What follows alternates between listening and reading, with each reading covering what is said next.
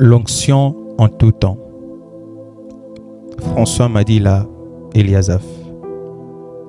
Que la grâce et la paix de notre Seigneur Jésus-Christ vous soient accordées. Je bénis Dieu pour l'occasion qu'il m'accorde de partager avec vous cette pensée. À lui toute la gloire et tout l'honneur. Je prie que Dieu nous parle tout au long de cet enseignement pour fortifier notre foi afin que nos regards soient fixés sur lui et que sa paix qui surpasse toute intelligence garde nos cœurs et nos pensées en Jésus-Christ, notre Seigneur et Sauveur. L'onction en tout temps est le thème de notre partage. Lorsque nous lisons 1 Thessaloniciens chapitre 5, le verset 17, la Bible déclare « Priez sans cesse ». C'est-à-dire, pour un enfant de Dieu, la prière doit être une culture et une mentalité. Nous remarquons qu'il y a un autre verset similaire à celui sur la prière. Il s'agit d'Ecclésiaste chapitre 9, le verset 8. La Bible déclare qu'en tout temps tes vêtements soient blancs et que l'huile ne manque point sur ta tête. C'est la deuxième partie qui m'intéresse dans ces passages, que l'huile ne manque point sur ta tête. Pourquoi je dis que ces deux passages sont similaires? Parce qu'en les analysant, nous constatons les caractères permanents et continuels. Priez sans cesse et que l'huile ne manque point sur ta tête. Ici, l'huile, c'est l'onction de Dieu. C'est la puissance de Dieu. Une vérité importante qui découle de ces passages. Un enfant de Dieu est appelé à avoir l'onction de Dieu de manière permanente et tout au long de sa vie. La volonté de Dieu est que son onction soit sur nous à tout moment. La question que nous devons nous poser est celle de savoir pourquoi il nous faut avoir l'onction de Dieu dans nos vies. L'onction nous rend capables d'exercer la fonction. Oui, il y a une onction pour chaque fonction. Il y a une onction pour chaque mission. Toute personne qui a une tâche doit avoir l'onction de Dieu. Luc chapitre 4, le verset 16 jusqu'au verset 18 confirme ce que nous sommes en train d'expliquer ici. Jésus ouvre les livres du prophète Ésaïe et tomba sur le passage où il était écrit « L'Esprit du Seigneur est sur moi, parce qu'il m'a oint pour. » L'onction de Dieu était sur Jésus pour l'aider à accomplir sa mission sur terre. Beaucoup de gens veulent exercer leur fonction sans onction. D'autres ignorent qu'il existerait une onction pour toute tâche que Dieu leur a confiée. Oui. Quand Dieu te donne une fonction, il doit forcément avoir l'onction qui s'y attache pour réussir. Tu es travailleur, il faut l'onction pour ton travail. Tu es étudiant, il faut l'onction pour tes études.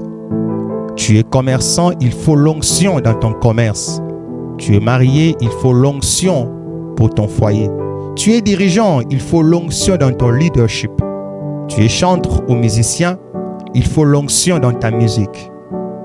En réalité, tout résultat que tu obtiens sans l'onction de Dieu n'est juste que les 3 ou 5% de la réussite que tu peux obtenir avec l'onction de Dieu. Tu te contentes parce que 100 ou 300 personnes ont répondu à ta réunion évangélique, alors qu'avec l'onction, tu peux attirer des foules. Comment la première campagne évangélique dans les livres des Actes des Apôtres pouvait gagner environ 3000 âmes à Jésus? C'est parce que dans Actes des Apôtres, chapitre 2, le verset 1 jusqu'au verset 4, le disciple avait reçu l'onction de Dieu, la puissance du Saint-Esprit. Tu es appelé à accomplir des exploits. Tu es appelé à impacter ta ville. Tu es appelé à être un canal de bénédiction pour ton pays, voire même pour le monde. tu n'y parviendras pas si l'onction de Dieu n'est pas dans ce que tu fais. Tu as mis en place une bonne organisation dans ton ministère. Mais pourquoi il ne grandit pas? C'est parce qu'il n'y a pas l'onction de Dieu. Tu as une belle voix, mais pourquoi les vies ne sont pas transformées par tes chants? Pourquoi il n'y a pas de guérison des malades? Pourquoi il n'y a pas de délivrance? C'est parce qu'il n'y a pas l'onction de Dieu. Au début, tu avais un grand capital ayant de bonnes connexions, mais pourquoi tes affaires ne vont pas de l'avant? C'est parce qu'il n'y a pas l'onction de Dieu. Tu as besoin de l'onction de Dieu dans tout ce que tu fais, car cette onction te donne le pouvoir d'exercer de manière efficace ta fonction. Tous les hommes, toutes les femmes dans la Bible qui ont marqué l'histoire de l'humanité, c'est parce que la puissance de Dieu était avec eux. Tu es né pour influencer, mais avec l'onction de Dieu. Sinon, cette phrase ne resterait qu'un slogan. Voilà pourquoi Jésus pouvait dire aux disciples de ne pas quitter Jérusalem jusqu'à ce qu'ils ne soient plongés dans la puissance de Dieu. Et quand la puissance les remplit, alors vint le réveil.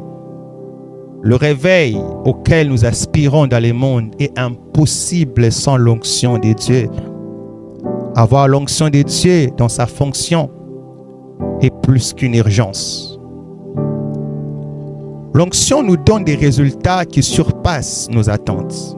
Quand l'onction de Dieu est sur toi, tu seras agréablement surpris par Dieu, puisque tu auras l'impression que les résultats que tu obtiens dans ta fonction ne correspondent pas avec tes sacrifices. Tu vas te rendre compte que les exploits que tu réalises n'auront rien à voir avec tes compétences. C'est ce qu'Éphésiens chapitre 3, le verset 20 déclare. Par la puissance qui agit en nous, Dieu nous donne au-delà de ce que nous demandons ou pensons. Il est habitué d'être placé devant la porte appelée la belle. Il s'agit d'un boiteux de naissance. Nous sommes dans Actes des Apôtres, chapitre 3, le verset 1 jusqu'au verset 7. Pour recevoir des aumônes, il avait une vie de routine, un cycle. Que des aumônes, cet homme avait l'habitude de recevoir de la part des hommes, comme si c'était les aumônes dont il avait réellement besoin, alors qu'à l'intérieur de lui-même, il espérait marcher un jour. Pierre et Jean, qui partaient à la prière, passèrent par là. Et cet homme se disait en lui-même qu'il allait vivre la routine, c'est-à-dire recevoir l'aumône. Fixant ses yeux sur les apôtres, il reçut cette information. « Je n'ai ni argent ni or, mais ce que j'ai, je te le donne. » Qu'est-ce que Pierre avait? La puissance de Dieu. L'onction de Dieu qu'il venait de recevoir dans la chambre haute. Par cette puissance du Saint-Esprit et au nom de Jésus, Dieu pouvait répondre au-delà des attentes de ses boiteux. La Bible nous fait voir à l'instant. Les apôtres les tinrent par la main, les firent lever, ses pieds et ses chevilles devinrent fermes, et d'un saut, il fut debout et il marcha pour la première fois. Cet homme ne s'attendait pas à ces miracles, mais grâce à la puissance de Dieu à l'œuvre, il reçut au-delà de ses attentes. Là où tu t'attends à recevoir 10, l'onction peut te donner 100. Là où tu t'attends à obtenir le travail seulement, par l'onction, tu peux recevoir du travail et aussi la promotion.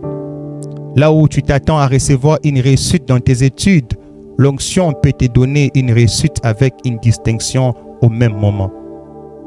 Dans 2 Rois chapitre 4, le verset 1 jusqu'au verset 4, cette veuve n'avait qu'un vase d'huile dans sa maison, mais cela a suffi pour remplir tous les vases de ses voisins, gagner de l'argent pour payer la dette et vivre avec ses fils de ce qui resta. L'onction de Dieu rend l'homme ordinaire extraordinaire, rend un mariage ordinaire extraordinaire, rend la vie ordinaire extraordinaire. Un jour, j'ai prêché dans une action évangélique à Kinshasa. Lors de mon sermon, l'Esprit de Dieu me dit d'arrêter pour quelques secondes la prédication, car il devrait se mettre en action. J'ai arrêté la prédication, puis j'ai dit, le Saint-Esprit de Dieu veut toucher une personne dans cette salle. Ce que j'ai vu de mes propres yeux était extraordinaire. Un frère a été saisi par la puissance de Dieu et le Saint-Esprit s'est mis à l'œuvre dans sa vie. C'était une première fois que pareille expérience arriva dans ma vie. C'était au-delà de mes attentes et j'ai béni le nom de Jésus-Christ. Après avoir écouté une prédication sur Internet, je me retrouvais agenouillé, priant avec toute ma force. L'onction du Saint-Esprit tomba sur moi et je me mis à prier en langue. Et j'ai entendu la voix de Dieu me dire d'aller prier pour un frère qui était en retraite à l'église. Il était dans ses débuts dans l'œuvre de Dieu. Je me rendis auprès de lui et lui demandai de me donner ses mains pour que je prie pour lui. Et pendant que je me mis à prier, il fut baptisé dans le Saint-Esprit et s'est mis à parler en d'autres langues. J'étais étonné de ce que Dieu venait d'accomplir, car c'était une expérience à laquelle je ne m'y attendais pas. Voilà ce que peut faire l'onction de Dieu dans la vie d'une personne.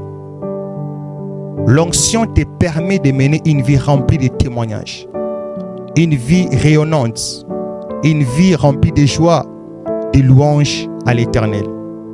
L'onction de Dieu dans la vie d'un homme fait de lui un héros et une colonne dans sa génération. L'onction nous facilite la tâche. Nous pouvons marcher et remporter la course devant ceux qui ont couru. Tu as besoin de l'onction pour être propulsé. Pendant que tu lis ces partages, sois en train de demander à Dieu l'onction dans ta vie et dans toutes tes fonctions et tâches. Désire l'onction.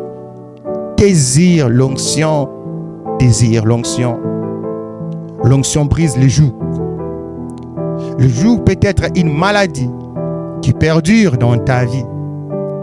Peut-être une attaque satanique, un lien, un cycle de malheurs, une vie de péché dont tu n'arrives pas à t'en débarrasser. Cela te maintient dans la souffrance, inquiétude, dans la tristesse et l'esclavage. Voici la bonne nouvelle.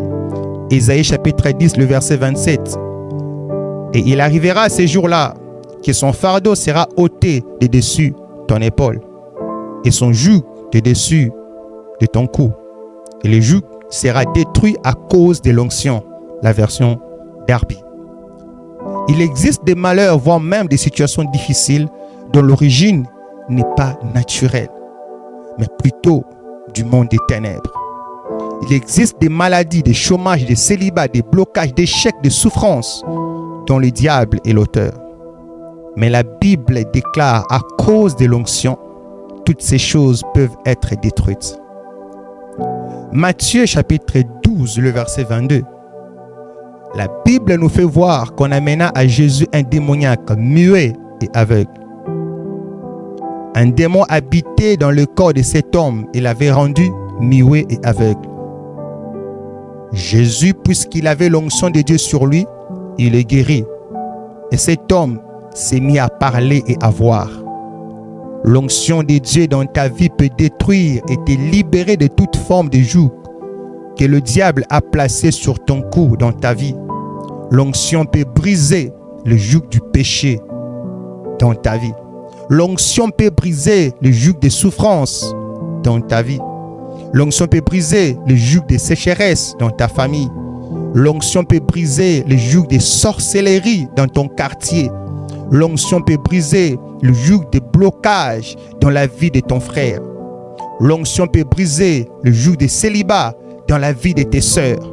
L'onction peut briser le joug des malédictions dans ta vie. L'onction peut briser le joug des réclamations et les liens dans votre famille.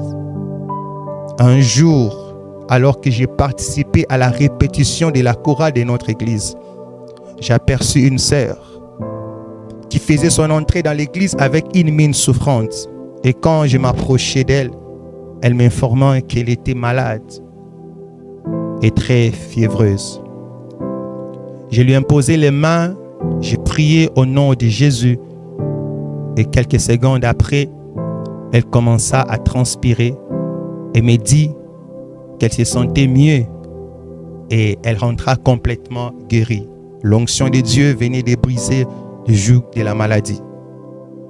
Dans nos prières, n'oublions pas de demander continuellement à Dieu de nous remplir de son onction.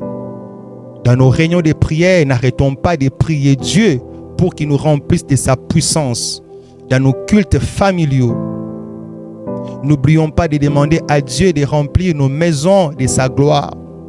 Dans toute fonction, mission ou tâche que Dieu te confie, rappelle-toi qu'il faut l'onction sur toi pour que les choses marchent.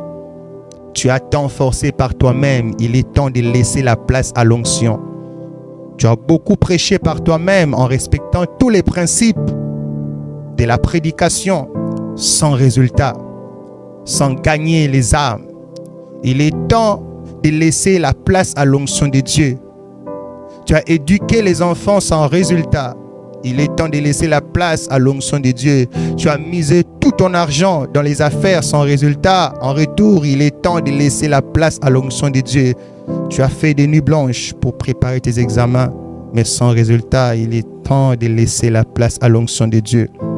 Tu as mis en place une bonne organisation dans ton entreprise, dans le département, mais rien n'avance. Il est temps de laisser la place à l'onction de Dieu. Car là où tes efforts, tes sacrifices, ton savoir ont échoué, l'onction de Dieu n'échoue pas. De même, comme pour respirer, tu as besoin de l'oxygène. Ainsi, une fonction sans onction et sans vie. Dieu te bénisse abondamment.